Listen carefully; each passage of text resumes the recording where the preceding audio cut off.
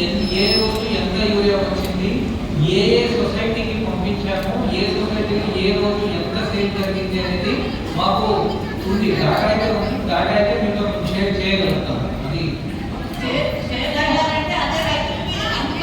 Urea అనేది రావాలి sir.